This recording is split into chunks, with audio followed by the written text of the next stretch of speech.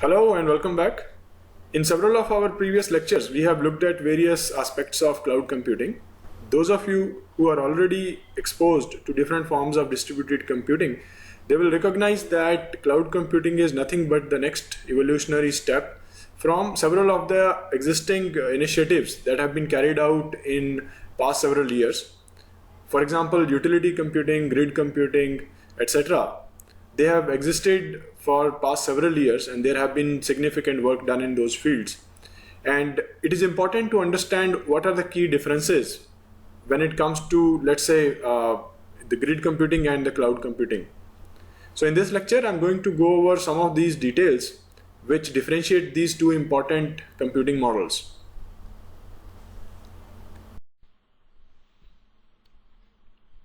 So here are some of the key parameters that differ in cloud and the grid computing models. So we'll go over each of these one by one. So just at a high level, we have these 6 major parameters which differ in the two cases, which make an important difference. First one is application focus, and then you have management, that is management of the infrastructure, etc. Business models that are available in both the paradigms, and then the middleware and programming models that differ, and also the usage patterns for computing resources, and finally the interoperability. So let's look at the application focus. In cloud computing, the business applications that you build are typically web-based applications. We have seen mostly businesses are interested in building web applications or the functionality which is exposed over the internet, typically consumed by end users by using some sort of a thin client such as a browser, web browser, or some handheld devices. Whereas on the grid, the focus of applications that you build and deploy on a grid infrastructure is basically for the purpose of scientific and research projects, where you collaborate amongst different administrative units to do the larger computation by using the grid infrastructure. Now let's look at the management. In case of cloud computing, the cloud infrastructure is operated by using a centralized management model. That is, from the viewpoint of users, there is a single access point with which the users interact to obtain the services. We have looked at examples in different service models such as infrastructure as a service or platform as a service, etc. The users who want to obtain the cloud services, they first have to register, let's say, and thereon they interact with the obtained resource directly, whether they have obtained a virtual machine or their application on a platform as a service kind of a cloud. From then onwards, you have a single point of access. Whereas on a grid, you have a decentralized management of system which spans across geographically distributed sites, and each site has its own independent administrative control on the resources. Whereas this is not the case for a cloud setup. A central control is there. For example, you look at Amazon Web Services. So there is a centralized control on the entire set of services that a vendor like Amazon is offering. Another important aspect is business models. In case of cloud, typically the costing model for the services that you obtain is pay per use, or as they say, pay as you go. Means that you do not incur much upfront costs when you want to obtain the services. You are basically renting it like a utility, and you pay for the resources that you have used, that you have actually used. And that is a fairly standard practice across the cloud providers. And the clouds also offer very crisply distinct service models. For example, software as a service, platform as a service, and infrastructure as a service.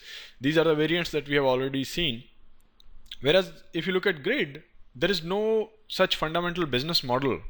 So mainly it is operated in a collaborative manner, where the entities who want to pool their resources into a grid, they come for the incentive of getting a larger infrastructure to work with.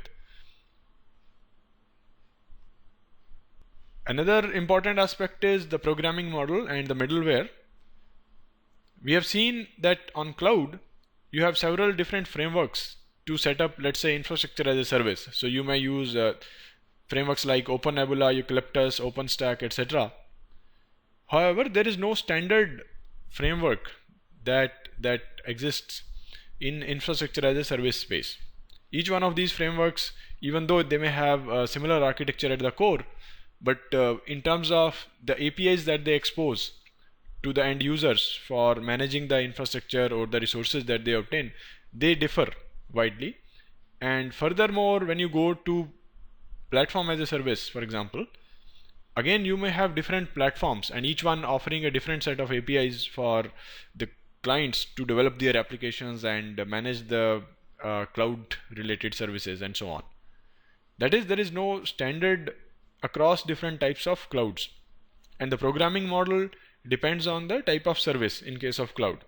Whereas if you look at the grid, you still have here different middleware softwares available, for example G-Lite and Unicore, etc.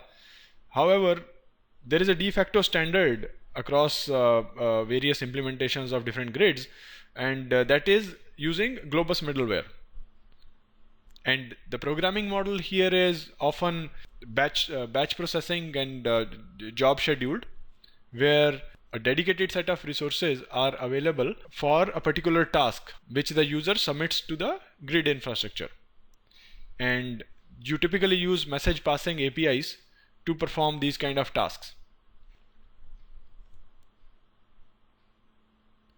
Yet another important aspect is resource usage patterns.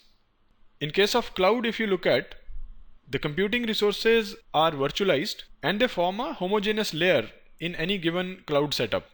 For example, in case of infrastructure as a service cloud, when you want to set up an IaaS cloud, you will use some sort of a virtualization technology to abstract out all the underlying hardware and expose to the higher layer a uniform set of computing resources from which you can create different virtual machines of different sizes, and end users can be given those virtual machines to use. And all of this, as we just said, is operated under a central control of the cloud provider. Whereas if you look at grid, the computing resources are fairly heterogeneous in nature, and all the hardware and software, etc., that is used in a collaborative manner. And finally, interoperability is another important aspect. If you look at cloud, vendor lock-in and integration still remains a important issue in cloud. For example, if you build an application on a Google App Engine, which is a PaaS platform, that, let's say, will not work on a different PaaS provider. For example, VMware Cloud Foundry. You may not take your Google App Engine web application and simply put it on VMware Cloud Foundry's platform and expect it to work. That may not happen. So in that sense, there is no standard across the cloud providers dealing with the similar kind of stack. In this case, we were talking of Google App Engine geared towards web application development. So the APIs and tools and other technologies that Google App Engine is offering is different from several of the other PaaS platform vendors like Microsoft Azure or even VMware Foundry and so on. So in that sense, you don't have any interoperability or portability of your applications from one vendor to another. Whereas if you look at grid technology deals with this problem, and between providers, you will be able to make your applications work. So in that sense, the situation is slightly better in case of grid than in case of cloud as it exists today. So I hope that these points help clarify the important differences which exists between these two important computing platforms, and they will help you understand the cloud computing platforms slightly in a better way. That's pretty much it for this short lecture. Thank you.